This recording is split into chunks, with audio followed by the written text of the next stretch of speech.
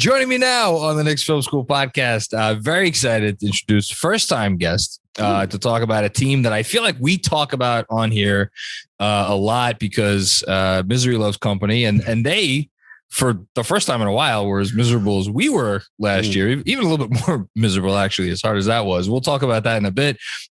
He is a host of Jacked Ramsays on the BlueWire Podcast Network, talks about the Blazers, also writer for the Blazers Edge. Danny Marang, hello, sir. Hello. Yeah, no, misery does love company, and man, did they suck something fierce. It was rough, man. Like I've been doing this for 10 years. That I don't ever want to do that again. Not like that. Not like that. That final 23 games where they went 2-21 was a level of basketball I didn't know was capable of in the NBA. I'll admit, I consider myself a pretty big NBA fan, and I would check the Blazers box scores and look at the names, and there would be 2 or 3 names every night where I'm like, nope. Just, I'm sorry.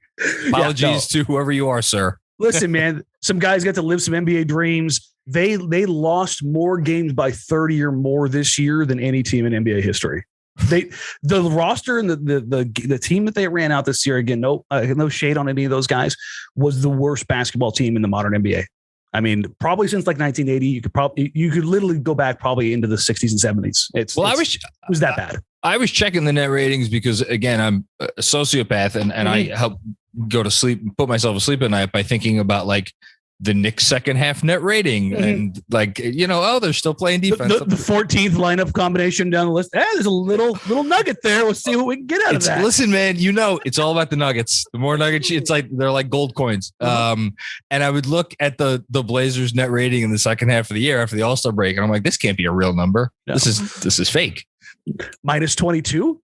Is that something along those lines? Yeah. Is that possible? Yeah, no, it was bad. I mean, it was really bad. There were some bright spots. You had Anfernee Simons, before the All-Star break, where he looked like maybe not all NBA, but definitely all-star caliber player. I want to get into Simons. Yeah. Yeah. Well, listen, I mean, it was over my shoulder. That's my guy. He literally just turned 23 years old yesterday. I had him in his first interview when he came to Portland.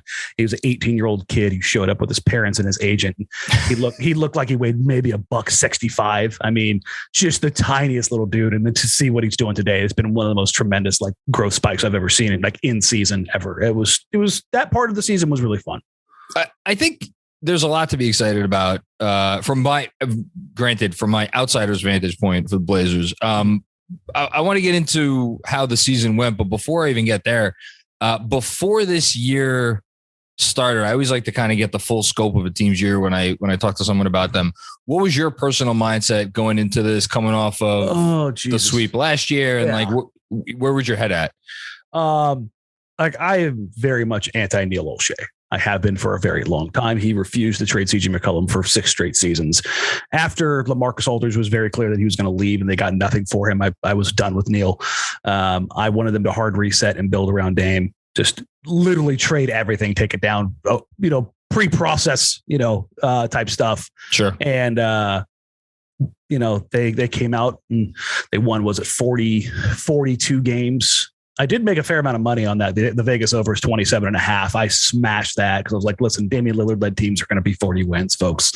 Smart man. That was the only time I ever was like, I'll take the over on this team.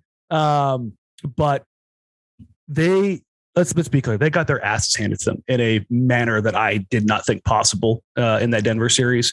Damian Lillard had arguably the best playoff performance statistically of all time. I think he had 50, 53? 55, okay. 12 and 6, if I'm remembering right. And his true shooting percentage, I think, was 97%. It was to be there and to take that in was just incredible. And I think he would have had somewhere around 22 assists had anybody hit a bleeping shot. Like it was just nobody helped. CJ was a dumpster fire. Nurk, I think that's the game he fouled out of, the third one that he fouled out of because he was throwing a tantrum about having to guard Jokic heads up. Like it was just the most disastrous thing. And yet Neil Olshey sat there and said, basically it was Terry Stotts' fault that the team was bad defensively. Not the fact that he had 6'3" or under guys starting, not the fact that he had a one way to play center and Jusuf Nurkic, not the fact that they had 0 wing stoppers, not the fact that they just couldn't put anything on the floor that made any sense. So they can Terry Stotts, which, listen, they could have moved off of Stotts before that. That's fine. But good coach, right? Sure. Listen, I love Terry. Absolutely love him. I think he was incredibly successful here. I think if you coach somewhere for 9 years and you are able to have a top 3 offense basically every single year, you're doing something decently right. In the times that they did have like relatively decent defensive players, basically the 2014-15 season when you had Dame, Wes Matthews, Nick Batum, LaMarcus Aldridge, Robin Lopez, like they were, I mean, that's a Western Conference Finals team before Wes Matthews tears his Achilles. But again, I say all of this is a long lead around because it's so crazy. The Blazers season went through these different issues where you had Terry Stotts fired, and then you had the Jusuf Nurkic in the summer basically leaked that Neil Olshey told him that he was not going to trade Nurkic. He was not going to trade CJ, and they were going to run it back. And I was like, there is no freaking way. Nurk is full of it. There's no way. Neil, like there's no way he's just stupid. And then he was that stupid. He was put up against the wall. The Knicks were chasing Norman Powell. So Neil had to make sure to give him that 5th year to get things done. I had heard the Knicks were making the Knicks. The Knicks were the next highest suitor. And the thing was, Norm wasn't like thrilled to come back to Portland, but he got another year at basically $20 million. So he took the deal. And if you look at the guy the Knicks ended up signing, Evan Fournier, almost the exact same deal, similar deal, and like not terribly dissimilar players. They do some different things, but in terms of like your general archetype, like it checks out. You know, they're play enders. They're not really working as connectors or anything along those lines. Fournier's got a little bit more of a playmaking. Norm's got a little bit more of a down.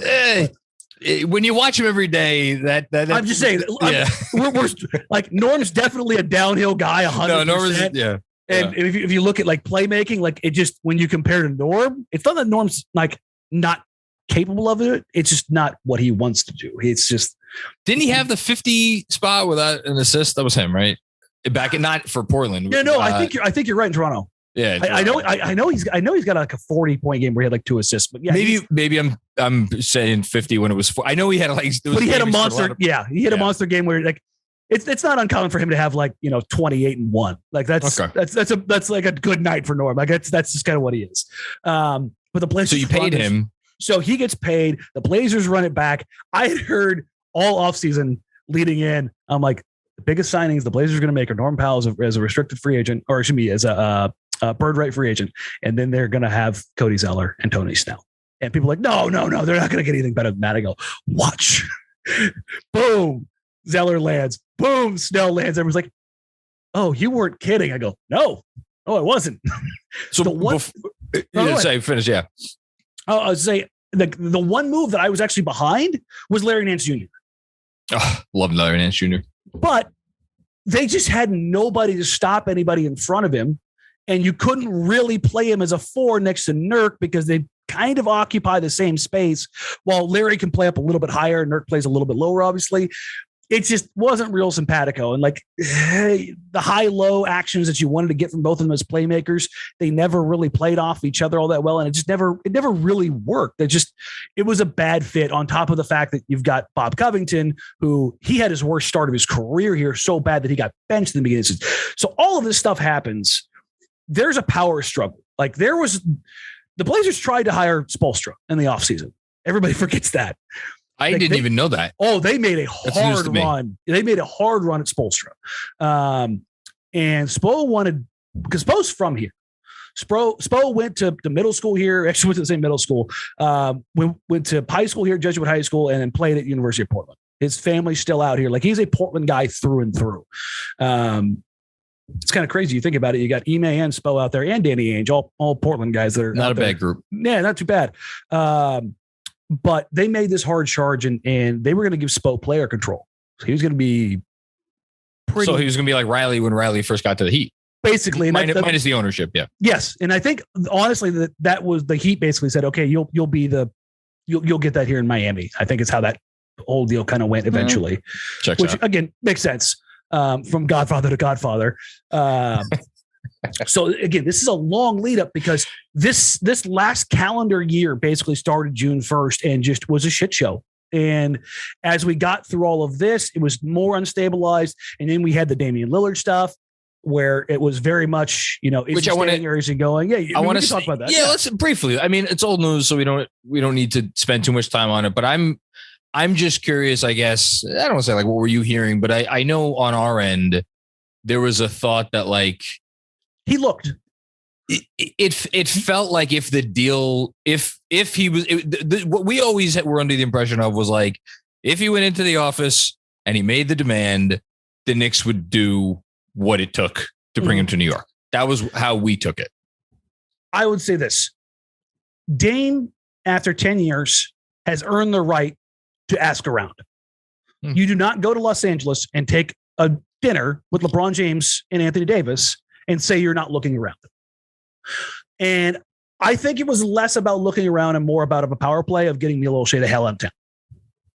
That's how I look at it.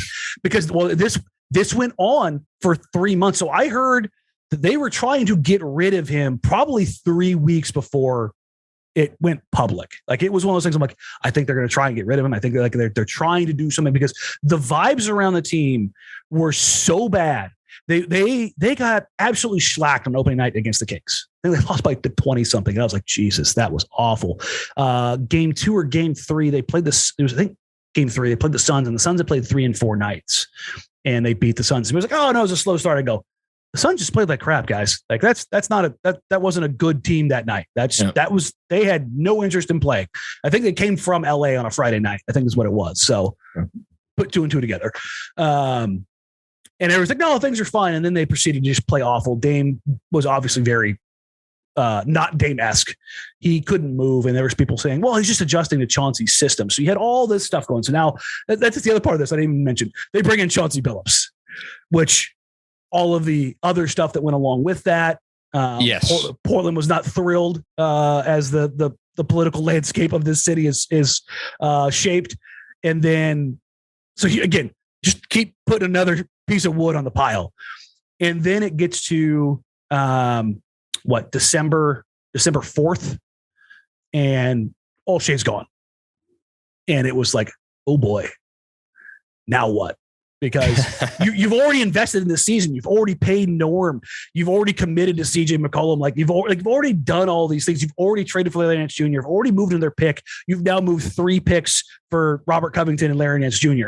And your last year's MLE signing and Derrick Jones Jr. was sent out for Larry Nance Jr. So like you've doubled down on your asset pool being gone. Your general manager is gone. You're mired in easily the worst stretch of basketball in Damian Lillard's career. Dame's hurt. And it was one of those things where it's just, okay, now what? And I'm sitting there screaming, just tank, just turn into the skid, man. Be done with it. It's okay. And Dame gets a cortisone shot, plays for a couple weeks. They get a couple wins. CJ's playing or out with a collapsed lung. He comes back and it's just awkward. It doesn't make sense. It's very clear at this point in time that once Joe Cronin is taking charge, that CJ's gone, because the build up to the CJ trade was basically from Christmas on. But and yet at this time, correct me if I'm wrong, you guys were still in playing position, like relatively close because of the way the West was. I was about to say it wasn't necessarily because of anything you guys were. It was the top 4 teams, and everybody else was in a bloodbath because everybody was beat up at the beginning of the season. Yeah. So you get into the trade deadline, and Joe Cronin has been granted interim GM powers, and we knew CJ was gone, and that's when everything changed. Which, by the way, there were some rumors of CJ to New York in terms of they were looking. Kicked around. You're going to do your due diligence. I think what I had heard was it was some form of Fournier, some draft capital, and one of the kids. I don't know which kid it was. I don't know if it was RJ or if it was Obi or if it was Quick. But I know 2 of the components were draft capital and Fournier. For the Blazers, though, and Joe Cronin, the reason they did the deal with New Orleans is because good deal, by the way. I thought they got screwed by the Pelicans making the playoffs. Like had they had that other lottery pick this year, they would have a lot more ammunition right now. So that I should know this. That converts to the second or 2 seconds? It's a 2025 Milwaukee first. Oh, that's right. First. That's right. It just feels like it's going to be a second because it's going to be probably going to be 27. So, but that's still a first round pick, but it's not a lottery pick, and that matters. If you're looking at like what's active in the market right now, I'm sure we'll talk about those trades. Aaron Gordon was basically moved for what was a 2025 pick, Gary Harris and RJ Hampton, which if you're looking at the landscape right now, I would imagine the Blazers, when they're going shopping, it's either with their number 7, which they're probably going to move, as well as their Milwaukee 2025 first. And if they want to get real spicy, they can remove the protections. I was about to say, the Bulls pick. Yeah, so that they should be good enough. They should play to God that they're good enough that they don't go in the lottery. Well, I mean, again, I'm not good on how the language needs to go in those situations when a team wants to get around the protections and whatnot. Like you could trade future picks, even if technically you have the pick is out, the obligations lasting until you can move stuff around. Gone. Yeah. So there's opportunity there, but if they had basically number 7 and number 8, where they sit right now, or number 7 and number 10, then they're loaded as far as like what they could go do. Now it's a little bit dicier. But they do all that. They go 2-21 down the stretch. Let's just give you guys an idea of what I was doing. I was doing pre and post game shows on YouTube. Like that was because I was the TV host for NBC for pre and post games for 5 years. And then the Blazers changed TV deals. And I started Jack Ramsays a year and 2 days ago. And I was like, happy anniversary. Thank you. And I was like, I'm going to do pre and post game shows. Nobody else is doing them. So I'm going to do these. And I had a lot of fun doing them again. And we got to, I think, 3 or 4 days before the deadline. I had a massive hip surgery, and I looked at my co-host. I go, this team's awful. They're shutting it down. We are not doing pre and post game shows anymore. And we just packed it up and we dipped out. And we just like every now and then, not every now and then, we probably 2 or 3 times a week just kind of did a live show. Like, here's the state of the franchise. Here's what's going on. Here's what they're trying to do. And it became more like a cathartic response than actually analyzing anything, because there's nothing to be gained from the games, because there's 8 or 9 guys that are not going to be on this roster next year. In fairness, though, and we were saying a little bit beforehand, Josh Hart, every reason to be very excited. And we were talking about Simons, I think he played 14 games before they shut Hart down. Yeah, and Hart, he put up like 20. I think he was 24-6. Like, he played the best stretch of his career. He was awesome. Yeah, and then you had basically 2 months of Anfernee Simons putting up like 28-7, shooting 45, 42, 90, and you're like, oh yeah, no, he's going to get paid this offseason. So there were some things you learned. Trendon Watford looked like a viable NBA rotation. Is that the LSU kid? Yes. Yeah. Like he just had some. He just shows some juice as a defender, high IQ stuff. Not a explosive athlete, but a bit of a playmaker.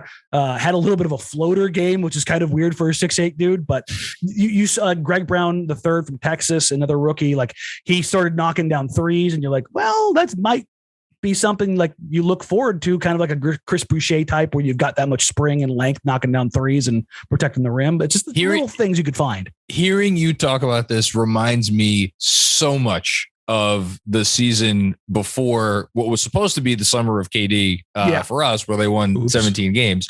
And you're like, you're watching games, and like, you don't watch games in the sense of like, oh, I wonder if the score. No, you're watching players to see what they do and how they react to situations. Like, that was a nice dig on defense by Frank Ntilikina. I'm going to write three paragraphs about that. Yeah, no, 100%. Like, you no longer. Honestly, it was a relief, because they were playing so bad. Like, instead, it became about enjoying the players entirely. Like, and there's no like pressure of, well, what are they going to do? How are they going to do this? Because they've been a playoff team for 8 straight years, and they found a way to claw themselves into playoffs so many different times, where it was just like, oh God, we're really going to do this again.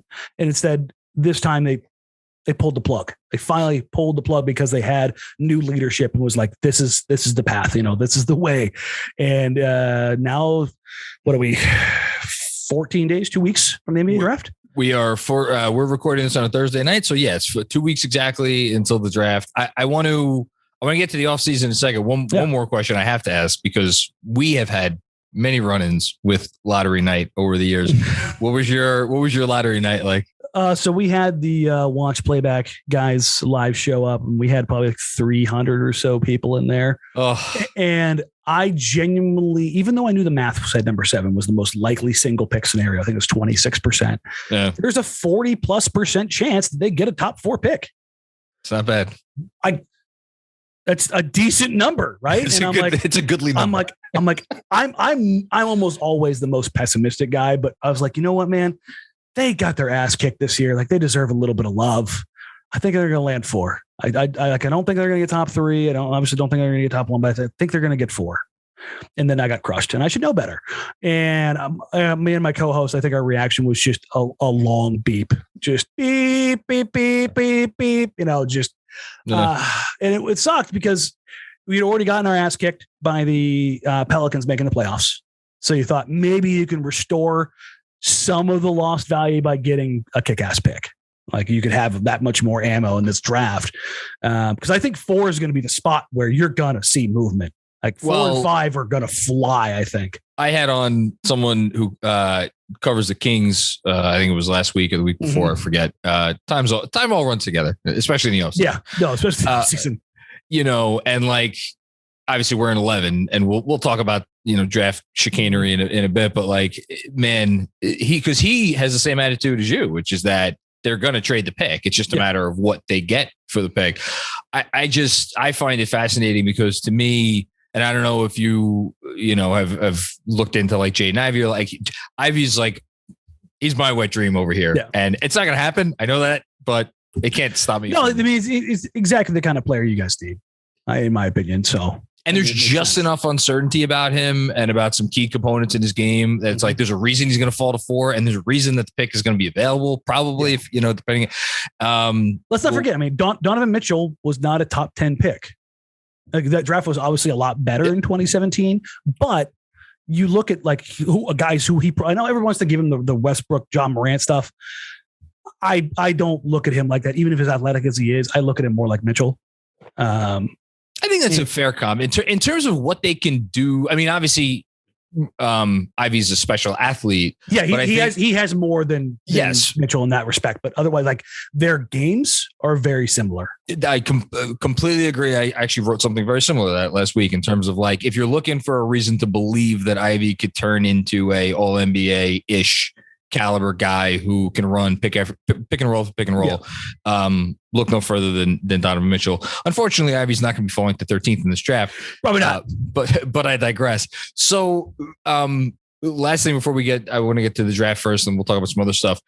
Has there been any sentiment in Portland this offseason about going a different direction than the direction that they're clearly going to go? Is there a segment of the fan? No, I mean, there's some, in the fan base, there are some people who are diehard, use the pick, trade Damian Lillard. That's what I'm wondering. Okay. Yeah, no, they're a very loud, very small group that think that Hall of Famers grow on trees.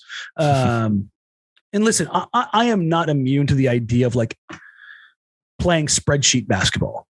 Like, spreadsheet basketball is a thing that, like, when you're just looking at it, like, it makes sense to trade Damian Lillard and get what you can while you can to keep things going. But when you get one of those guys, you don't trade them.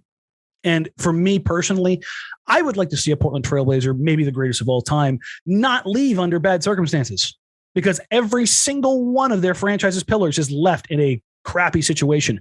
Bill Walton damn near, he sued the medical staff on his way out. Clyde Drexler basically forced his way out to go home to Houston. LaMarcus Aldridge said, peace. I don't want to be the second fiddle to a young kid. I mean, every single guy you look at in this franchise's history that has been, hell, Brandon Roy, retires and then medically unretires and gets in basically a pissing match over Paul Allen because they had a handshake agreement, and all of a sudden Paul Allen was on the hook for his insurance money. Like, it is like every single Mount Rushmore face of this franchise has left in less than great circumstances. And I would rather just see Damian Lillard play like 17 years in Portland and hang it up and call it good. Like, if he wants to leave at the very end of his career and go to Golden State or go to Utah, go back where he played college or go back where he grew up and go ring chasing or something like that, cool. But I don't know, man. I'm at the point where I'm okay with him just kind of riding it out here. As weird as that sounds. I mean, I don't think it's weird. I think, I think it might have surprised some that he made the top 75 list. I thought I had him 82 because I did one and I was like, he's there, but you're going to make me now go look up where because I had him I swear to you, I had him right around the same spot. I think I want to say like Clay and Powell were my last two on, and like Dame was in that like next tier of 10. Like there's a group of like 7 or 8, 9 guys where you're like, depending on where you fall. Yeah. And I like I said, I had, again, we're splitting hairs. We're talking about a top 100 player of all time. But the point is, whether it's 75, 85, 100, he's in that group. And is he in his prime anymore? I'm sure you could ask, 10 different GMs and get 10 different answers on that. I'll tell you this, man. Yeah, what? Coming back off the surgery, like this isn't even like the Portland guy in me. I genuinely think, because this is a guy who takes care of his body like you wouldn't believe.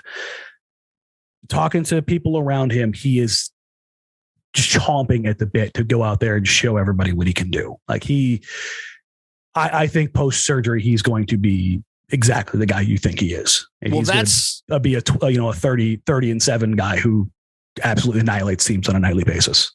That's a frightening thought for the West, especially a West. And like, I don't want to go too far into the weeds right now, but like it's open. You took the words out because you look seriously, like look around. Where is the team where you're like, no, they're here. There's nothing we could do for that. I mean, the days of the obviously the KD Warriors, those are long gone. And now it's like, I mean, you got Luka there, but who's his running mate? Listen, who's his running mate? That's the thing. Well, it wouldn't be the worst thing in the world if his current running mate found his way to the Big Apple. But again, different conversation for a different podcast. Shout out to the Brunsons. Yeah, shout out to the Brunsons. Dad's back. We got one out of the two. Yeah. That's good. But yeah, no, I don't see the team, so I don't think it's crazy. But the question comes down to, all right, how are you going to do it? And I know again, from afar, have referred to the Blazers as the team with the greatest variance for this offseason, just in terms of how they can operate. Sitting here right now, I don't want to, again, not get too far into the salary cap weeds. I'm under the impression they're going to operate as an over the cap team, so they can 100%. Keep those traded. Okay, so they are not renouncing guys to go. The Zach LaVine, Bradley Beal stuff. I mean, you can go look at who the agencies are. Clutch and Bartelstein. So Mark Bartelstein has worked in the Neil Olshey era. If you go through Mark Bartelstein's client list, it is just a who's who of 2nd, 3rd, 4th, 5th tier NBA players that have signed on the Trailblazers. Olshey had a great relationship with Bartelstein and his clients, and it was basically like a puppy mill for Bartelstein clients. Like it was just, if you wanted to know who Portland was going to target in the offseason, just throw a dart at that client list, and that's where it was going to land. And then obviously with right now, both Chauncey Billups and Yusuf Nurkic are Clutch.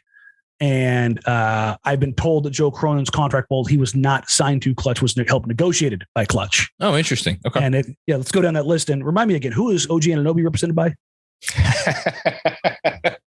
Well, let's get right to it. So the article came out. Jake Fisher had it from Bleacher Report. It was a week ago, in which I think the exact quote was that like he wasn't. There was rumors that he wasn't. He's not thrilled with his role. He's not thrilled with his role. Scotty Barnes took up some of the oxygen in the room. Which by the way, Scotty Barnes pretty freaking good player. Yeah, that's a hooper. Yeah, no, he's good, and they're going to be very happy with him for a long time. But it means OG might be on the move. So it sounds like he's a name that you guys have circled. Yeah, no, that is 100% who they are going after right now. I heard back in March that they wanted OG, and I kind of started talking about it, and I got a bunch of pushback. The Raptors would never trade him because of the trade deadline. They basically said these 6 guys are off the table. You cannot touch these guys. Which is such a lie. Like whenever an NBA team is like, we have 6 untouchable. Yeah, it's like, come on. You have 2. One untouchable player. You have 2. It's Scotty and Pascal right now. Yes, that's fair. Let's be honest. But you look at where they were, and I love this because Masai and Morey are both treated with such reverence.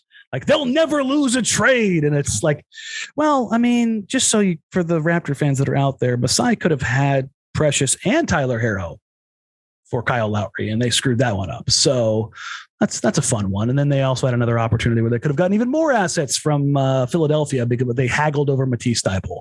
So for all of the Raptors fans out there, that Messiah's bulletproof. He dropped the ball pretty bad. Once upon, you want to talk about getting lucky? Kyle Lowry was a Knick, and James Dolan, God bless him, stepped in and put the kibosh on that because he did not want to lose another trade to the Toronto Raptors. And now the Raptors have a ring, and the Knicks are still looking for a point guard. Just listen. The Bargnani halo, it lingers for a long time, man. How we managed to get Bargs into a podcast between a Blazers guy and a Knicks guy. Listen, I'm pretty well versed in Knicks lore, so it's a kind word for it. I tried to not call it something terrible, but no, that was not one of our brighter. It happens, man. It happens, but the Blazers are chasing OG. I have been told unequivocally that is their number one target. He is not only a clutch client, he's also a very good friend of Damian Lillard's. So Jake Fisher, I think, was on with Nate Duncan earlier today, and somebody sent me the audio and said that Jake had said that he believes that OG would only be moved in a bigger package and not for a pick. I've been told that basically, if push came to shove, 7 and something like Josh Hart would be pretty close to what the package would be expected to be if they were going to not go in that direction. But I've also heard of the notes that OG and Gary Trent Jr. could be on the table for Rudy Gobert, which apparently they just want to play all defense and have nobody dribble. That'd be an interesting team to say the least. Defensively, that's insanity. Like you're going to run out, Scotty, Fred, like Precious off the bench, or we're going to play Precious to the 4 with, and you Pascal still have Siakam, and they got the kid, the rookie from the 6'9" quasi point guard who they like too. Just a bunch of like stupid long dudes who play defense. So I don't know how much truth there is to that, but beyond that, the Blazers are chasing OG. Like that's the one I think that they're going after the hardest. The second one on that list is DeAndre Ayton. I have heard that is a deal that Ayton's representatives would be amenable to, as far as him coming to Portland and playing alongside Damian Lillard, because Chris Paul makes life easier for DeAndre Ayton. Difference is Chris Paul is a different kind of pick and roll point guard, where he's significantly better as a passer and setting guys up. The scoring gravity of Damian Lillard would allow DeAndre Ayton to probably change his game up a little bit and be a bit more involved as far as pick and pops or things of that nature. Seems like the guy he probably wants to be. Which I think he wants to be more than just a rim runner. I think he wants to show more game. And last year he was the best mid-range shooter in the league. He shot something like 52% in all mid-range. It was bonkers. And if you go look at his cleaning the glass numbers as far as his mid-range efficiency and accuracy, it's through the roof. So, and that would be a sign and trade with Yusuf Nurkic and some moving parts going out to Phoenix, I believe, in that situation. And the third one's John Collins.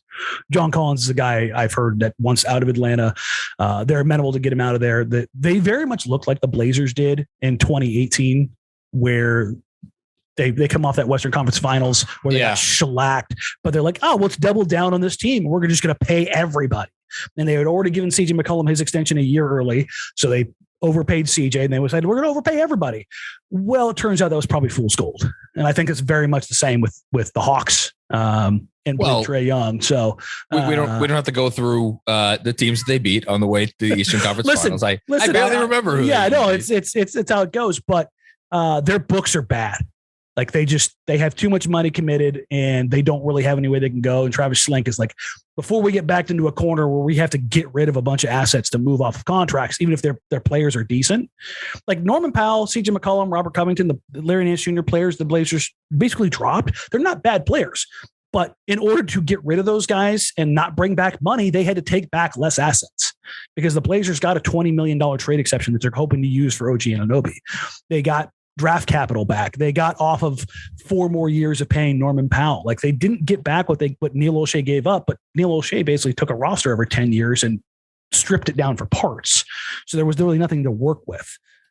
So the name I'm going to bring up Julius Randle in a second. I've been holding it because I like to wait. You guys been asking. Listen, I like to wait until I get my dreams crushed. It's just kind of my thing. I like to prolong the pain.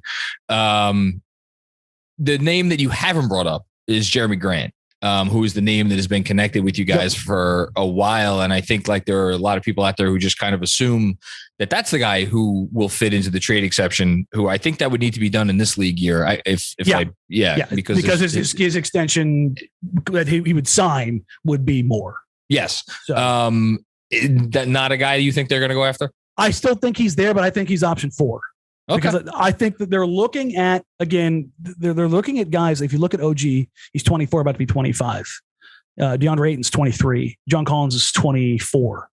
So they're looking for guys that are basically in prime or prime-ish, but also fit alongside 23-year-old Anfernee Simons, because Anfernee Simons is going to get the keys to this franchise at some point in time. Like that. So you don't think he's going a restricted free agent for anybody who doesn't know? It's getting paid and he's staying here. Okay. All right. Now, Yusuf Nurkic might get moved and decide to trade, but I would be shocked if Anfernee Simons was not a Portland Trailblazer. Just hands down. As kind of the next in line after Dame type of deal. You're that impressed by him. Okay. I've been impressed from afar, but I just didn't know what it was like to watch him every day. So a little anecdote. I was talking to Ant right around the All-Star break, and I said, listen, man, I always thought you'd be a good player. Like his shot creation platform was something like in summer league, it was like, good God, this kid weighs like $165, $170, but there's nobody who can stop him. He could create a shot against anybody. And I hadn't seen a guy like that who didn't go to college, who played at IMG. Like all of a sudden come out there and just destroy everybody. It was evident immediately that he had no business being out there. And I go, listen, I don't know what the kid's going to turn into.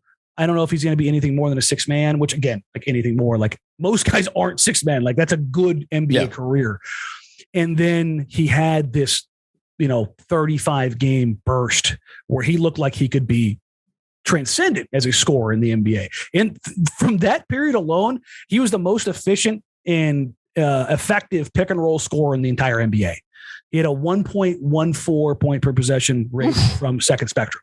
He was and heaven forbid you ran drop coverage. I think he had like a 1.67, I think is what it was on drop coverage. He annihilated drop. His only real shortcoming offensively was that he wasn't great at handling switches yet, because he hadn't done that a lot in his career. He didn't know how to attack those mismatches regularly. So that's the thing he's working on this offseason. But he's only 23. Like he's literally just turned 23 yesterday. And I say all of this because I was talking to him. I go, listen, man, I think you're going to be a good player. I always thought you would be. I did not think you would be this. And he goes, it's funny, man, as my dad said the same thing like 10 minutes ago. So you're in good company then. Well, I mean, it was just funny because his dad's even telling you, I didn't know you were going to be this good. Like his dad, Charles, is great, but it was just like, that's just kind of how he is, man. Like his offseason coaches, like I've talked to a few times, and they say that basically he's a savant. Like he went from not being able to like consistently be a true ball handler to running an offense so efficiently. The Warriors threw a box and won it during the regular season. Like that's the kind of stuff he was doing. It was like, no, we can't let this guy absolutely torch our entire team, even though he's playing with 4 G League guys. Dude, he was. I remember he was still in. I'm sure you remember the comeback against the Knicks, where the Knicks had their first game against that the game Blazers. Was over, and he went nuclear. Yeah, game was. It was beyond over. And look, the Knicks had a lot to do with that, because they had a lot to do with that. A lot of they nixed it pretty hard. They gave a new definition to nixing a game this year. I lost count of the amount of fourth quarter leads they blew. In any case, I think he's the real deal as well. So that's interesting. So you don't think he's going anywhere? You listed the guys that you think are their targets: 1, 2, 3, 4. Julius Randle not anywhere on that list. I'm not surprised. Here in New York, to give you a little bit of insight into where the thinking is here, there's some people who very much want Julius Randle back and are like, why would you sell low on him? Give him a chance to rehab his value, which I get that. There is another segment of the fan base, which I am closer to, where it's tangentially related. Yeah, well, we're first cousins.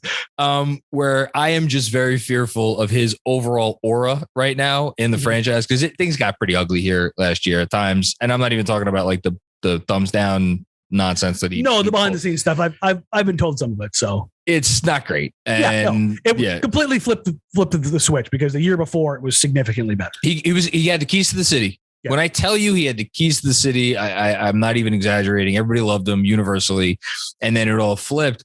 I'm not surprised to not hear his name come from your mouth, because if I were the Blazers, and this has been a question that I've been asking not only about Portland, about every team around the league who theoretically might potentially be a fit for him.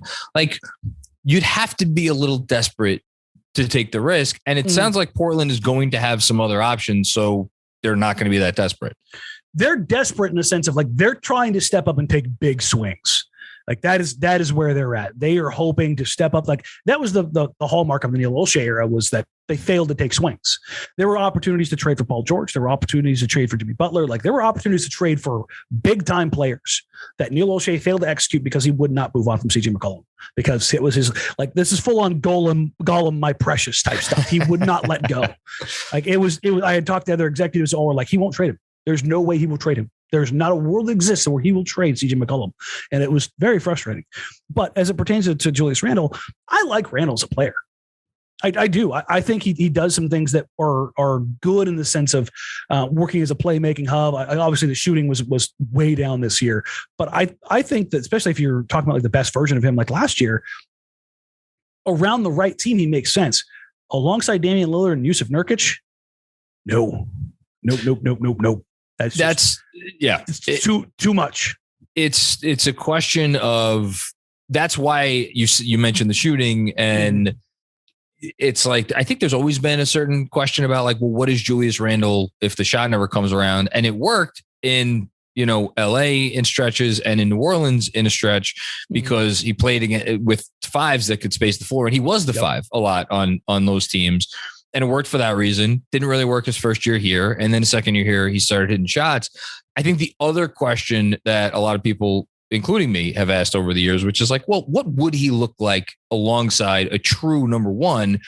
And I think that's a convenient theory that he would slot in more nicely, but it still has to make sense basketball wise. And I could kind of see it with Dame more than I could see with others. But when you, like you say, you bring up Nurkic, if Nurkic is still going to be there.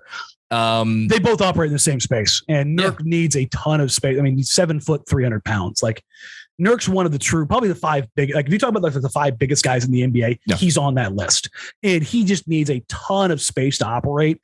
And even getting guys like when he posts up, or if he's on on the short roll, if you've got really anybody inside the free throw line extended area, like it's not good.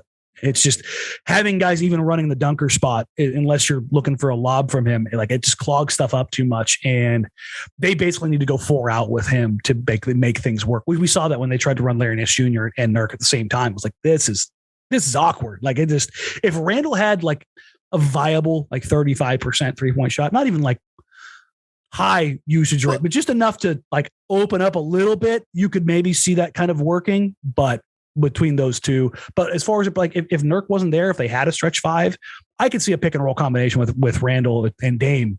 Absolutely, I could see that working up incredibly well. But if he was willing, to be the screening partner that many times a night, because Nurk screens probably 30 times a game, maybe more. Like that's a lot of wear and tear without getting your hands on the ball. And that's the other part about Julius is like, as any Knicks fan who's watched a game over the last 3 years know, like Julius knows how to get in the area where he's supposed to set the screen, and he will kind of do the thing.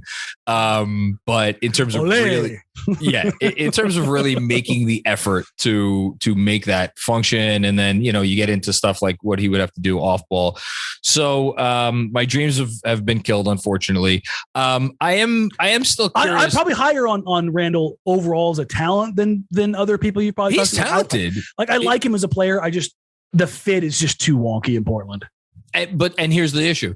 If the fit's walking in Portland, we don't have to go through all the other teams because God knows I've done it enough. But like you look around, the team does it. There isn't a team that has a great fit right now. It's so weird. There was such a push for 5-6 years with the Warriors to go 5 out, to get like stretch 5s and stuff like that. And now it's like you look around the league, there's not any real stretch 5s. Like there's a couple, but they're not.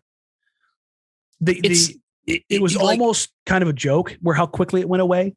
It's like there are still guys that do it, but like, so that's why somebody like Mo Bamba fascinates you. Like Mo Bamba is going to be a restricted free agent. The Magic, New York is very much on his list. So I'm not surprised, because if you're Mo Bamba, like, why wouldn't you want to try to come? Why wouldn't you want to go home?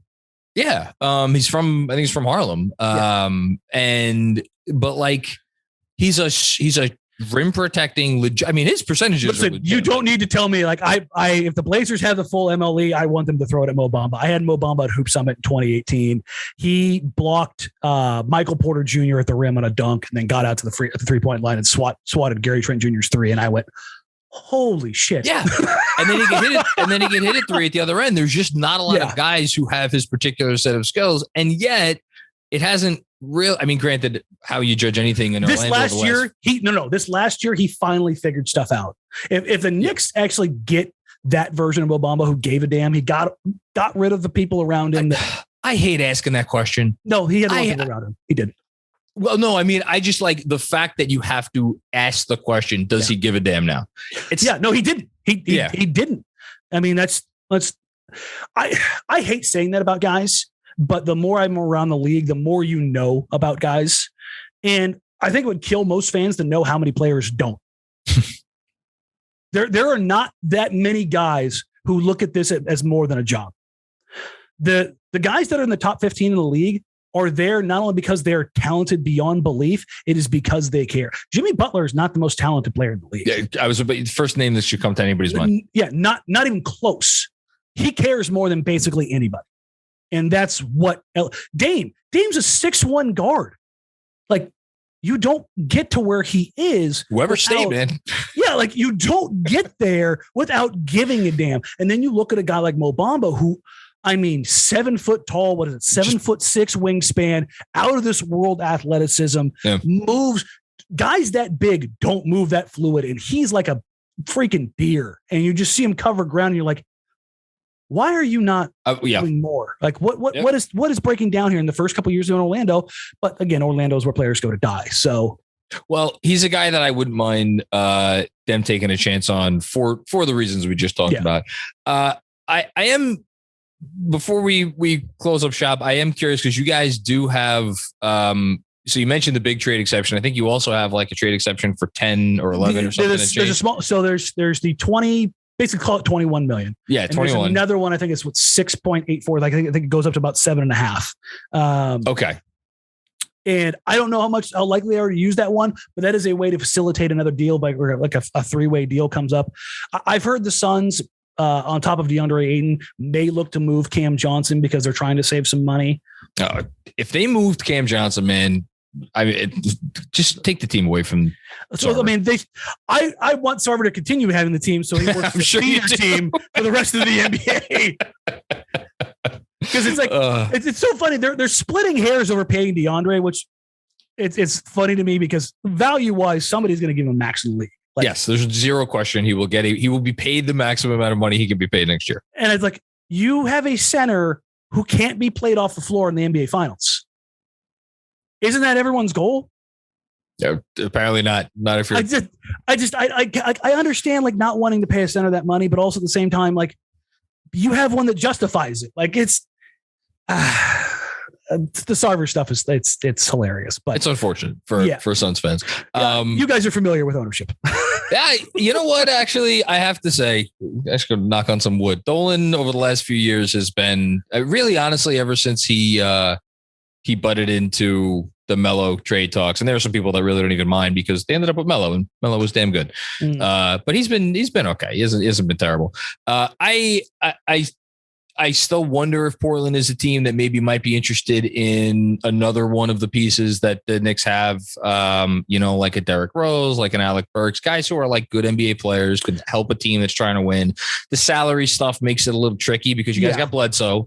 So Bledsoe's a $19 million expiring, which has some weird machinations to it because it's the guarantee date isn't until free agency actually starts. I think it's August 4th. And if he's traded, the full 19.3 gets guaranteed for next year. So it's not like a team that's looking to cut cap space is going to be able to trade for Eric Bledsoe and then just like cut him and but it works as far as like an incoming. It only works for the guarantee rate until it gets guaranteed. So there's like I said, there's some weird stuff in there that allows you for the CBA to manipulate your books. It is funky. You also got, I guess, Winslow for about $4 million, which do you guys like Winslow? He's Winslow impressed in the limited time he was here, even though he's kind of one of like those like Island of Misfit Toys kind of players where can't really shoot, but he plays bigger than he is. And he has some playmaking juice and those kind of things. Chauncey Billups has basically said he wants more dudes. Like he wants a team of like Justice Winslows. He wants dogs, like, because Portland has been, to be honest, has been bereft of dogs. They just don't, like, Dame and CJ are not dogs. Like, as much as competitive as they are, they aren't going to physically abuse you. Justice Winslow is going to beat you up all game. He comes to play. Yeah. Like, and they want more of that, which is again why you go get a 6'8" wrecking ball like OG Anunoby. Like, let me go get a few more of these guys so that, you know, when my point guards are getting beat to hell in every pick and roll action, we can kind of reciprocate that with a Yusuf Nurkic or a DeAndre Ayton and an OG Anunoby. Like, that's the kind of world that they want to live in. Yeah. So you're not trading him. Yeah. So it sounds like there's probably not going to be a deal to be had unless there's something involving the draft picks. And again, I'm not sure. The other side of this I'm not sure what it would be. I could very much see Portland getting involved in like a three-way deal. Like helping facilitate, because they have so many trade exceptions and they do have draft capital and they do have some young players. They do have the ability to do some sign and trade type stuff. Like they've got the bird rights for Joe Ingles, which it can also work as kind of a quasi expiring deal if they do like a 1-and-1 with a team option. Because as much as when the trade first went down, I was very much like, oh, they're just going to let Joe walk. They tried to bring Joe Ingles into the fold. I very much believe they're going to use his bird rights to try to re-sign him and turn him into a trade chip and basically let him rehab for the season, and then turn him into a $10-12 million expiring at the deadline. So like they're trying to do some different things. So there's a bunch of different, like I said, machinations that they have up and down their roster and the different options. And this is, I hate using this word because it's so cliche, but Joe Cronin, the now GM for the Blazers, has said we have flexibility. Now, that flexibility. It's true, though. They do. They have real flexibility for the first time in a very long time, but it means nothing if they don't do anything with it. Like all I've ever wanted from this organization is to step up to the plate and take a real swing. Sometimes you fall short, and that, if that happens, and if they don't get done what they need to get done, which they don't need to be a title contender after this summer. They've already said it's going to be more than just this summer. Like it's going to be, we need to do what we can here. And then we need to get to the next offseason so that we get all of our exceptions back. We get through the trade deadline. We balance our books and things look better so that they can actually have an idea of what they're going to be able to do going forward. But it feels like you kind of only get one chance to pour the cement in the foundation. The big summer is right now. And if they miss here, then I think you're looking more at the nuclear option, which I think that's not that would be imminent. I would say that if they swing and they miss hard, I would not be surprised if Dame was out in probably 2 years. So we'll end it there. Last question. You think Dame gets his extension that he wants? Oh, 100%. He's getting the money. Okay. Yeah. Was it 2 years, $107 million? Yeah, no, he's getting sounds right. That's a lot of money. But listen, like you said, he's the greatest player, arguably the greatest player in the franchise. It's him and Clyde. Whether you can talk about Bill Walton till you're blue in the face. He played here 4.5 years. Like Dame's at 10 years right now. At the end of his 11th season, he's a 6-time All NBA. Like, how many iconic playoff moments and games has he had? He's going to shed. He's I think in the next, I want to say the next year and a half, he's going to break Clyde's scoring record. And that's, I mean, people like you bring up Clyde Drexler now. And I think people who are like probably the most underrated player, maybe of the modern era. So I'm 39 and I'm 38. Okay. So you had your group when I first started watching the game in like 92, 93, it's like you had your group of players in mind. It's like, okay, it's like for us, obviously it starts with Ewing, Dave Robinson, Carmelo, and John Stockton, Charles Barkley, Jordan was in his own category. And like Clyde was part of that group, you want to throw in Dominique. And it's like Clyde was the second best player in the NBA for probably 3 years and nobody talks about it. You go look at his numbers and you're like, they were in the NBA finals every year. And they ran up against dynasties. That's you want to talk about the sad Knicks history. Would you rather have sad Knicks history, or would you rather be the buzzsaw for dynasties? Because the Blazers have been a buzzsaw for dynasties. Well, I mean, don't forget we did have the 90s in which we were a buzzsaw for one dynasty, Chicago a couple times, and that was unfortunate. But like, you know, I think let's say this in terms of playoff heartbreaks. You guys probably take the cake, but the Knicks are, again, it's been a while. So every year, you know, we got, you know, Kobe Love and the Shaq replaying, or Jordan Shrug, which the anniversary of was last week. You know, it's always something, man. It's just like, can we not do this right now? I don't need this. This is all good reason why I understand completely the sentiment of like, just take a real swing at it. Let's see what we could do. And I get it. And like, look, if you just, again, talking about the West, it's kind of open at the moment, at least. You never know what's going to happen a year or two. Somebody could get moved and completely destabilize things, you know. And, everything's fluid. But like, you know, imagine if the Blazers got to a finals. Like that would be.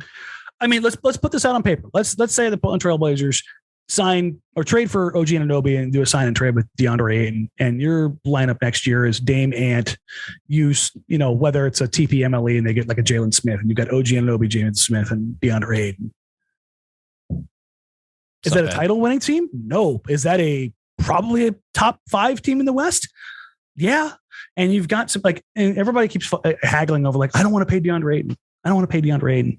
You're going to pay Anfernee Simons $20 million. You're going to pay DeAndre Ayton $30 million. If I told you that you could have the core of your next team of Anfernee Simons and DeAndre Ayton for the next 4 years at a total of $50 million, are you really haggling over that? It's not about what you pay. It's about when you pay them and what it restricts you from doing, if anything. And you've got a new TV deal coming in. Both those guys are probably going to outperform their contracts when that deal kicks in, or even earlier. Like, it's hard for me to see the Blazers really screwing this up if they err towards a slightly younger group, which is kind of why I want them to stay away from Jeremy Grant unless they absolutely have to.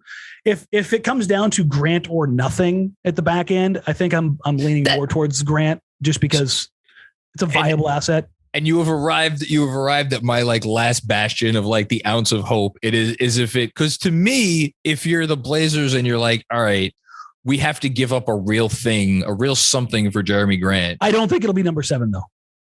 I don't. I think it'll be the 2025 first. If Jeremy Grant nets the 7th pick in the draft, and I don't fucking know anything about basketball. I probably don't anyway. I will be absolutely floored if number 7, because there's been a bunch of people here locally like, I can't do that. And for the folks that I've talked to, that's never, ever, ever been on the table.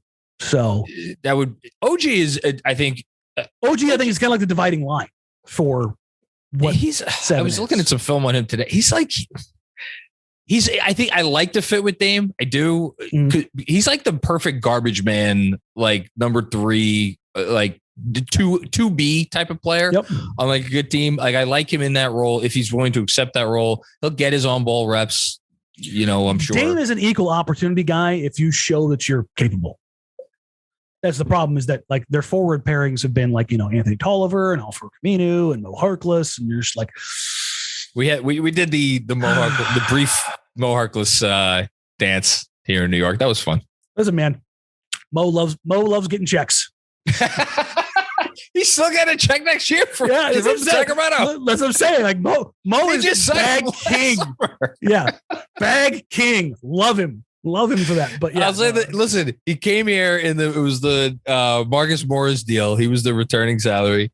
Listen, he was solid. I will say that he was very solid. Like, you want to talk about somebody who like when he actually cares is a good player. That's like a perfect example. Like, it's just, if he cares, he's good. If not, he's going to go run on a treadmill. And it's just.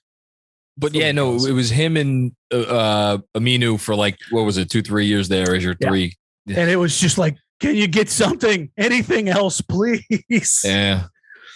Yeah, that's unfortunate. Well, listen, I have no reason to dislike the Blazers. I've never disliked the Blazers. I will root for you. We're about as geographically as far away as humanly possible. So, I mean, it's hard to dislike Dame. They're a likable team. They always have been.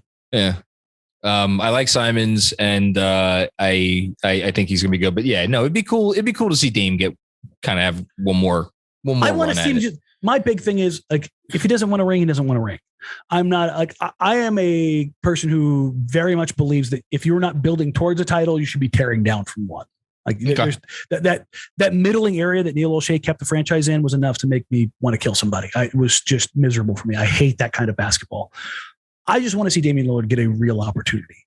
That's fair. And if he doesn't win, he doesn't win, but put guys around him and allow him to actually highlight his strengths and protect his weaknesses, because they have failed to do that for most of his career. I was about to say CJ McCollum as your backcourt mate is probably not the best way to do that. You put him next to Wes Matthews, Nick Batum, LaMarcus Aldridge. It's like, oh, weird. They look really good. And then, they don't protect those weaknesses and doesn't. So it's not hard.